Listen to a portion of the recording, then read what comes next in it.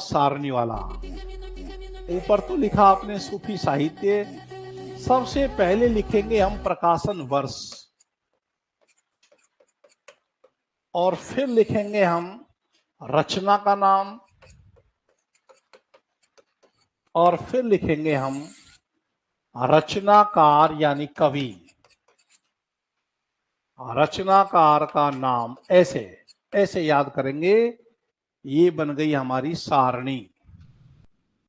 आप लोगों को दिक्कत आएगी देखने में, तो आप जगह एडजस्ट कर सकते हो। वैसे तो मैं बोल भी रहा हूं, है ना? बोलो, लिख लोगे? तो सबसे पहले 1370 लिखो। 1370 ईस्वी। 1370 ईस्वी। और क्या लिख दे? रचना का नाम में क्या लिख दे? हंसावली। एक चीज पे गौर की होगी आपने कि जो भी ये रचनाएं लिखी जा रही है, ये सब प्रबंध है, महाकाव्य है, और नायिका प्रधान है, क्योंकि नायिकाओं के तो नाम है, सब स्त्रीलिंग नाम ही तो है, हंसावली, मधुमालती सब। और रचनाकार है ऐसाइत।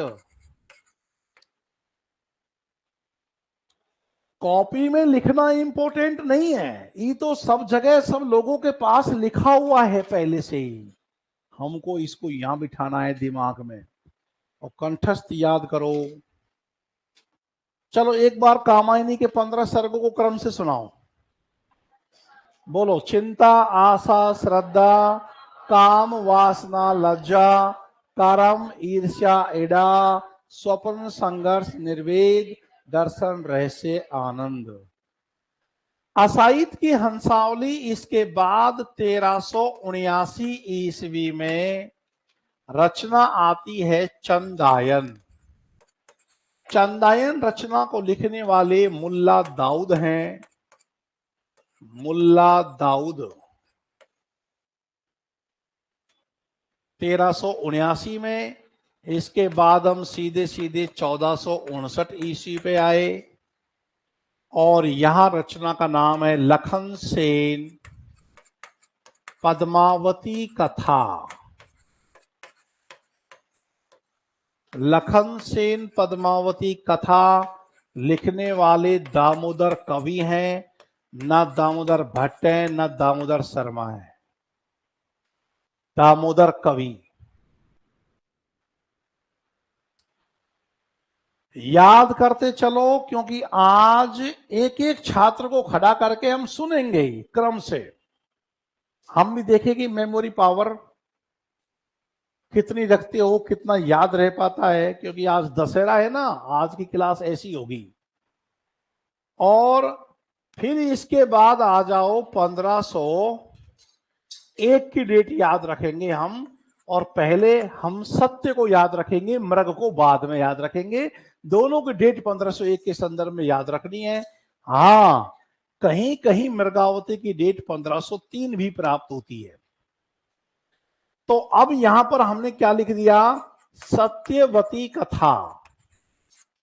और सत्यवती कथा ये है ईश्वर दास की रचना, जिसको आचार्य प्रसाद द्विवेदी ने पहली सूफी रचना माना है, सत्यवती कथा को 1501। और फिर ऐसे अगली डेट में हम ऐसे लिखेंगे 1501/3, जिससे हमको दोनों याद रह जाएगी, और 1501 को हम रेखांकित कर लेंगे, जिससे ये मालूम चले कि 1501 को तवज्जो देनी है।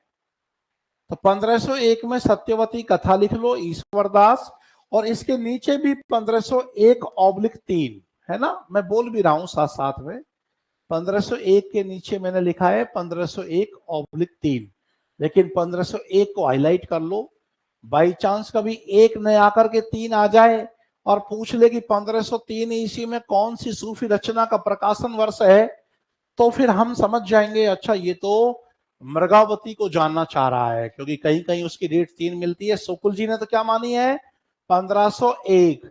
ये है मृगावती, रचना का नाम लिख लो मृगावती, और इसका रचनाकार है कुतुबन। तो एक पन्ना तो ये भर गया अपना। तो याद करो, पहले तो डेट ही याद कर लो, सीधे सीधे डेट है 1370, 1379, 1459, 1501, 1501, है ना।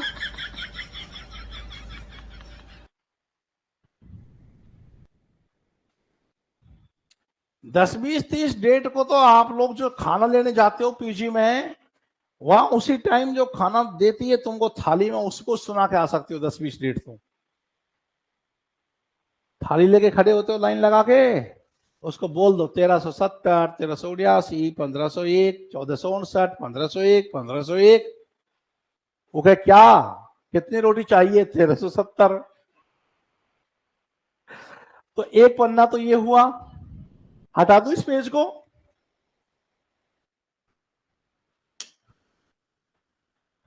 और एक डेट लिखो इसके बाद में, 1501 एक गया ना, तो सीधे 1540 पे आ जाओ।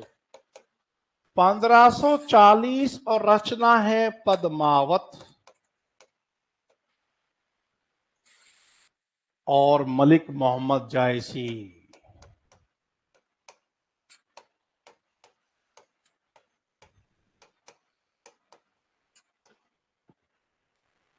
1540 में पद्मावत है मलिक मोहम्मद जायसी की, और 1545 ईस्वी में मधुमालती, और मधुमालती रचना मंझन की है, मंझन की।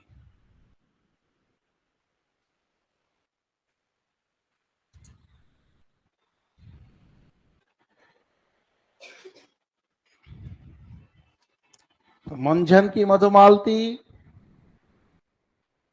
1568 पे आ जाओ, इसके बाद में हम आ गए 1568 में, और 1568 में रूप मंजरी। ध्यान देना, मैंने रस मंजरी का नाम नहीं लिखा है, मैंने रूप मंजरी लिखा है। दोनों ही रचनाएं नंददास की हैं। रस मंजरी तो इनका रीति विषयक रस और नायिका भेद का चर्चित ग्रंथ है, और रूप मंजरी की गणना प्रेमाख्यान कोटि में होती है।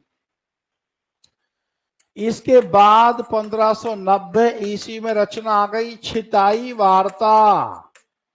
छिताई वार्ता ये रचना नारायण दास की है, नारायण दास की छिताई वार्ता ये है 1590 ईस्वी में।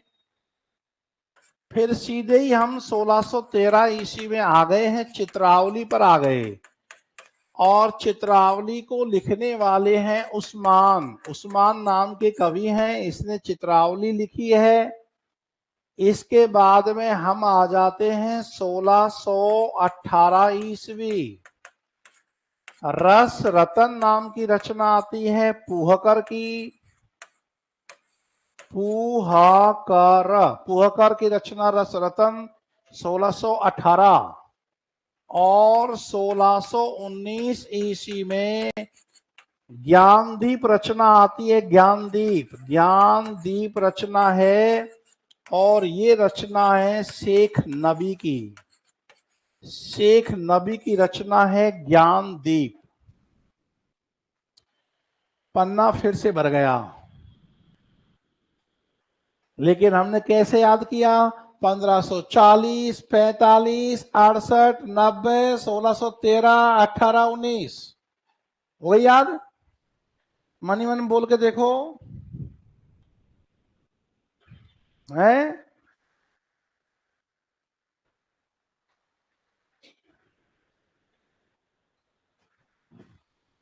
चलो एक बात बताओ, बुढ़ापे में ज्यादा मेमोरी होती है कि युवावस्था में? मानते हो ना इस चीज को? तो दिमाग में ऐसे तो लाना मत कि इस मास्टर का तो काम ये पढ़ाने का, तो इसको तो याद कंठस्थ रहेंगी, हम कौन सा पढ़ाते हैं। जब मैं तुम्हारी एज का था ना, जब तो मैं क्या करता था ये मेरे को ही नहीं पता। अब तो बहुत खत्म हो गई मेमोरी, रही सही परीक्षा के, परीक्षा पास कराने के लायक मेमोरी बची है बस। वो मेमोरी तो खत्म हो गई जो तुम्हारी एज में थी। इसलिए अपने आप को दिलासा ये देनी नहीं है, आपको यहीं की यहीं याद करना है, अभी की अभी याद करना है। करके देखो, आंख बंद करो और सोचो, एक नंबर से सोचो, बिना बोर्ड को देखे अपने मन ही मन में सोचो। और सोचना डेट पर है, केवल डेट को क्रम क्रम से देखना है, डेट को क्रम से देखो, रचना अपने आप आ जाएगी उस जगह, भाई ये रचना है। चलो बोलो मेरे साथ शुरू से, बिना कागज में देखे।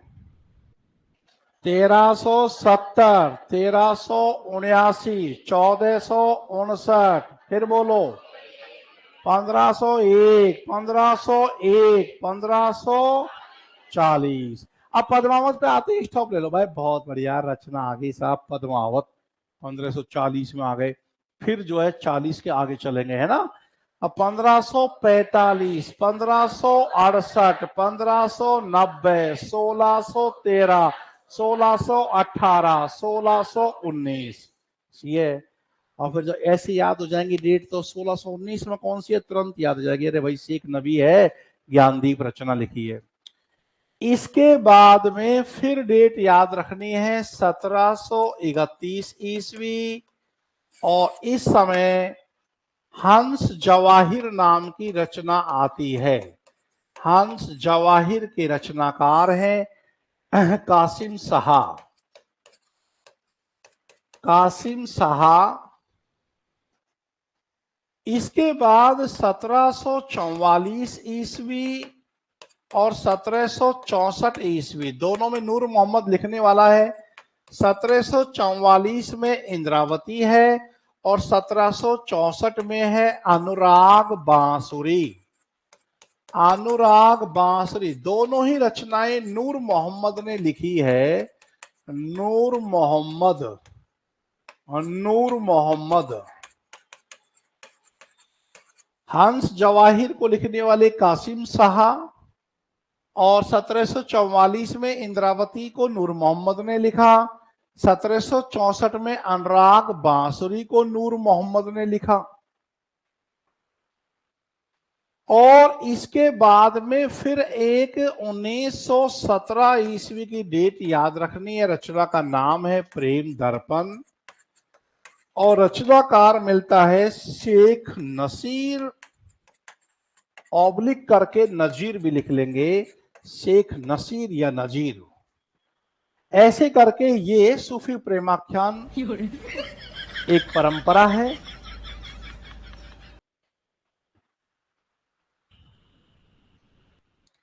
1917 ईस्वी में जो प्रेम दर्पण रचना आती है, इसको अंतिम सूफी रचना माना गया है।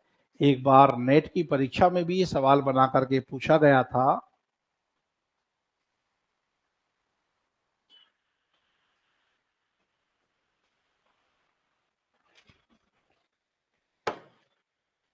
ये है,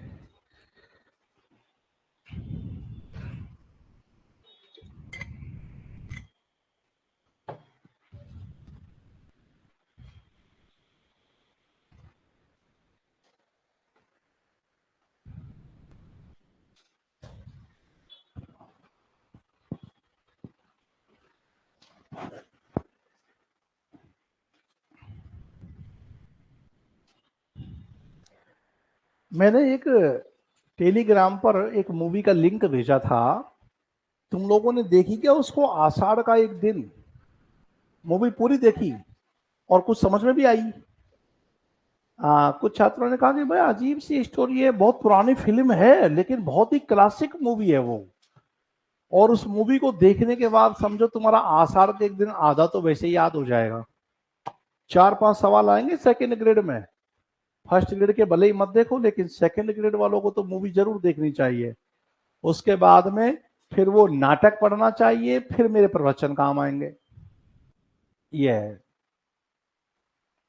तो 1917 ईस्वी में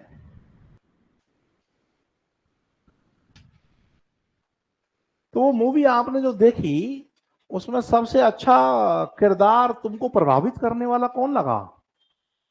मल्लिका लगी या अंबिका लगी या प्रियंगु मंजरी लगी या कालिदास लगा या विलोम लगा? कौन लगा?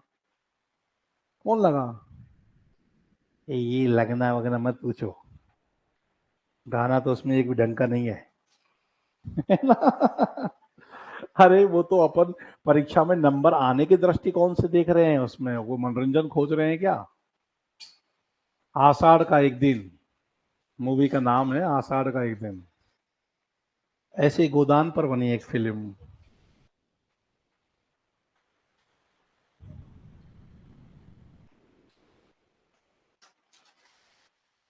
याद हो गया? कौन सुनाएगा खड़ा हो गए? सबके साथ साथ तो स्वर मिल जाता है। स्कूल में पहले प्रार्थना बोलते थे, आती नहीं थी तो बस होठ हिलाते रहते थे, जिससे सबके साथ साथ चल जाए, नहीं तो मास्टर जी फिर कान पे लगाते, वहीं आसपास डोलता रहता था। याद कर लो, मैं 2 मिनट का टाइम दे रहा हूं, फिर हम व्यक्तिगत एक एक करके पूछेंगे, क्योंकि याद होना ही चाहिए। हमारी मेमोरी इस समय चरम पर है। और फील किया करो, क्या बुद्धिमान है हम, हमसे अधिक कोई श्रेष्ठ नहीं। अहंकार नहीं, आत्मविश्वास के साथ याद किया करो, अहंकार नहीं है इसमें।